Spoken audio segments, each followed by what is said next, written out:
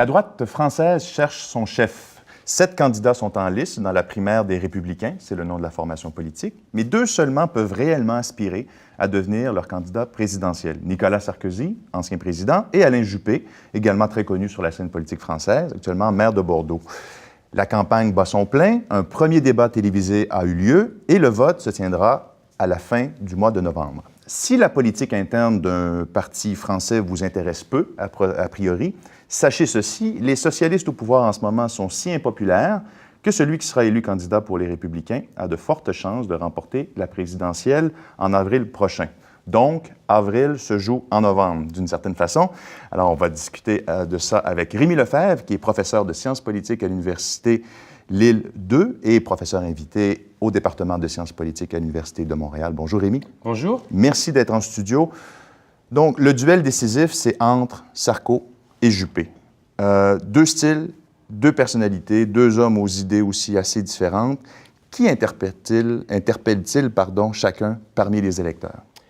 Ben écoutez, ils ont quand même beaucoup de convergences sur le plan programmatique, puisque la droite, très clairement, c'est à la faveur de ce mandat de François Hollande, a radicalisé à droite, je dis bien radicalisé, tant sur le plan du libéralisme économique que sur le plan des discours identitaires, le discours sur l'immigration, qui est très très présent dans le discours des candidats. Donc on l'a vu lors du premier débat, Alain Juppé et Nicolas Sarkozy n'ont pas d'énormes divergences sur le fond, sur la politique économique, un peu plus sur la question de l'islam, de l'identité, puisqu'Alain Juppé a fait un peu de l'identité heureuse son étendard, c'est ça qu'il met en avant. Et très clairement, ce qui les distingue, c'est l'image, le parcours, le style, mais aussi la stratégie. La stratégie, Alain Juppé s'adresse au plus grand nombre d'électeurs, notamment aux centristes, aux électeurs de gauche aussi, très clairement, qu'ils ne désavouent pas, alors que Nicolas Sarkozy va plutôt chercher les électeurs à l'extrême droite et au cœur en fait de l'électorat traditionnel de droite. Voilà. Donc on a un pari des deux côtés. Nicolas Sarkozy pense que la primaire va être limitée dans son périmètre. Je rappelle que c'est une primaire ouverte, donc tous les sympathisants peuvent voter. Donc tout à l'heure vous disiez que c'était la politique interne d'un parti, c'est plus vraiment la politique interne, puisque c'est les sympathisants qui vont trancher, c'est plus une querelle interne ou une controverse interne au parti Les Républicains. Donc Sarkozy pense que le périmètre de la primaire va être limité, alors qu'Alain Juppé, lui, escompte un grand nombre de votants et des électeurs qui vont aller voter pour écarter Nicolas Sarkozy. Donc les socialistes, enfin des gens d'affinité socialiste qui voteraient pour les socialistes, pourraient stratégiquement, ou peut-être en adhérence réelle, voter pendant la primaire? Actuellement, dans les enquêtes, il y a 10% du corps électoral attendu des primaires qui se situe à gauche. Donc 10%, c'est considérable. Alors, est-ce qu'au bout du compte, ces électeurs qui déclarent dans les enquêtes vouloir participer à la primaire viendront effectivement? Bon, il y en aura sans doute moins, parce qu'en fait, participer aux primaires, c'est s'afficher localement comme de droite. C'est pas forcément très facile pour un sympathisant de gauche. Mais 10%, même si c'est que 5%, c'est assez considérable. Alors, ce qui est étonnant, c'est que ces sympathisants de gauche, on pourrait dire, qu'ils vont choisir le plus mauvais candidat pour que leur candidat de gauche puisse gagner. C'est l'inverse, en fait. Ils anticipent le fait, comme vous l'avez dit tout à l'heure, que le vainqueur de la primaire de droite va être le prochain candidat à la présidentielle, et ils veulent choisir le candidat avec lequel ils seront le plus à l'aise au deuxième tour, c'est-à-dire le plus proche de leurs idées, c'est-à-dire Alain Juppé. Voilà. Donc c'est assez fascinant ce qui se passe en France du point de vue de cette primaire. Oui, parce que c'est un désaveu de la gauche, ce faisant. Faut dire que François Hollande, en ce moment, bat des records d'impopularité, toujours en bas de 20% à peu près. Manuel Valls, c'est pas vraiment beaucoup plus au-dessus. Donc, c'est ça. Donc, c'est un désaveu de la gauche et la droite devient un refuge pour certains. Pour que une partie des électeurs de gauche en viennent à voter pour Alain Juppé, qui a quand même très clairement un programme néolibéral, très marqué sur la dépense publique, les fonctionnaires, le marché du travail.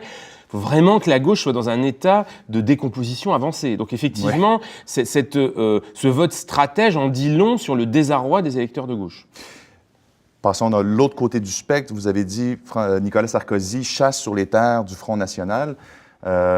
Effectivement, Nicolas Sarkozy affiche des positions qui sont plus à droite que jamais. Enfin, on connaît quand même l'histoire. Ça fait quand même longtemps que Nicolas Sarkozy est sur la scène politique. Et là, il va plus à droite que jamais.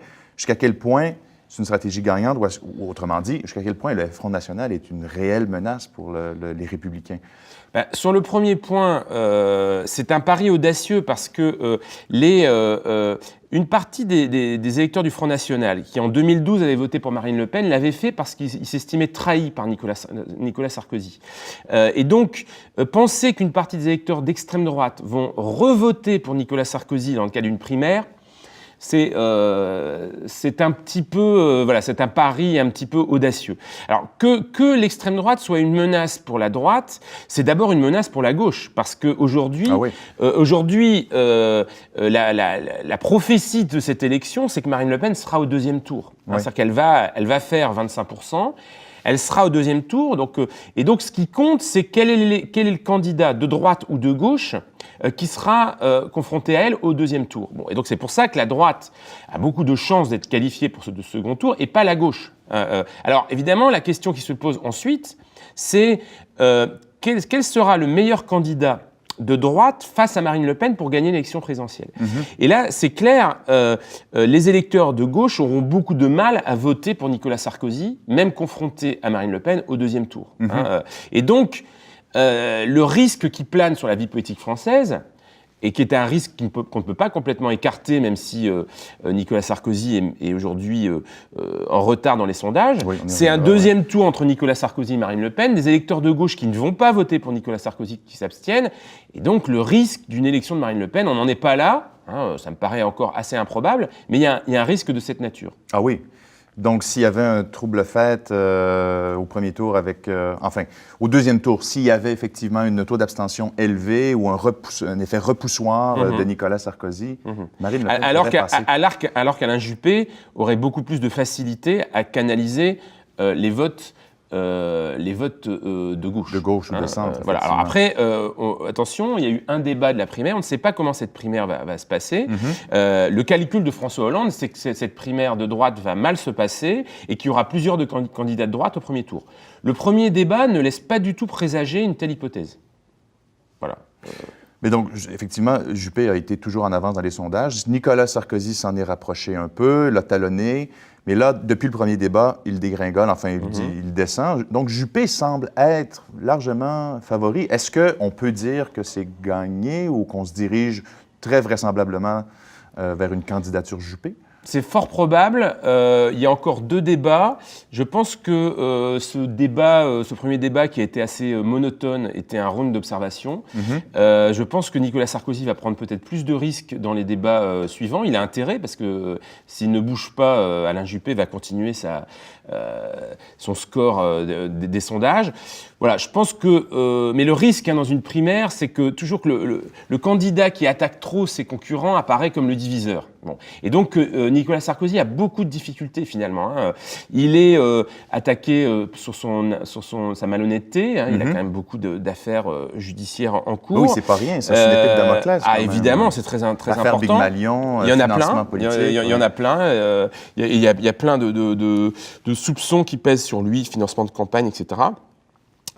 Donc, on voit mal, sauf erreur d'Alain Juppé, ce qui pourrait bouger les lignes aujourd'hui dans la primaire de droite. Et donc, revenons à un scénario ensuite, que ce soit Sarkozy ou Juppé, on se retrouve pendant la présidentielle. On a dit, on le rappelle, un match droite, extrême droite au deuxième tour est fort probable. Mais quand même, si justement on se retrouvait avec une candidature peu populaire de Nicolas Sarkozy contre Marine Le Pen, là, il y a les socialistes qu'il ne faut pas complètement oublier. Il y a aussi des candidatures au centre, François Bayrou qui pourrait se présenter, Emmanuel Macron, on ne sait pas encore qu'est-ce qu'il va faire, l'ancien ministre de François Hollande. Il y a beaucoup d'incertitudes. Tout à fait, il y a beaucoup d'inconnus. Je pense que le scénario le plus... si Alain Juppé est candidat, le paysage va être clarifié. François Hollande aura beaucoup de mal à être candidat si Alain Juppé gagne la primaire. D'ailleurs, François Hollande a annoncé qu'il poserait sa candidature, il donnerait sa décision après les primaires de droite. Donc, il va prendre sa décision en fonction du vainqueur de la primaire. Si Alain Juppé n'est pas candidat, les choses, François Bayrou a annoncé qu'il serait candidat à droite. Alors, je pense qu'aujourd'hui, l'incertitude aussi pèse beaucoup sur l'hypothèse que François Hollande ne soit pas candidat, puisqu'elle est de plus en plus avancée. Alors là, beaucoup de choses peuvent se passer parce que Emmanuel Macron sera candidat. Qui sera le candidat du Parti socialiste? Il y aura une primaire qui aura lieu au mois de janvier, mais Manuel Valls sera contraint d'être candidat. Il n'a pas envie. Il préfère être candidat la fois d'après, quand le paysage politique sera un petit peu décanté. Donc il y a beaucoup d'incertitudes. Il y a aussi le paysage à gauche. Jean-Luc Mélenchon, qui incarne la gauche plus radicale, plus à gauche que le PS, a des très bonnes performances dans les sondages. Donc il y a un vrai risque que le candidat socialiste ne soit pas le premier candidat de gauche dans les scores à l'issue du premier tour, ce qui serait historique. Voilà. Donc, une situation pour cette élection présidentielle, à moins d'1 an de la présidentielle, très confuse, très incertaine. Donc, définitivement à suivre. Je le rappelle, l'élection du candidat à droite aura lieu à la fin novembre et la présidentielle, évidemment, en avril prochain en France et avec la primaire socialiste au mois de janvier. Donc, 3 événements à suivre de très près. Rémi Lefebvre, merci beaucoup. Merci. Merci également à vous, mesdames et messieurs, d'avoir été des nôtres. Retrouvez-nous, comme d'habitude, au canal Savoir, sur les sites du Cerium, du Devoir et de l'Agence France-Presse. Merci, à bientôt.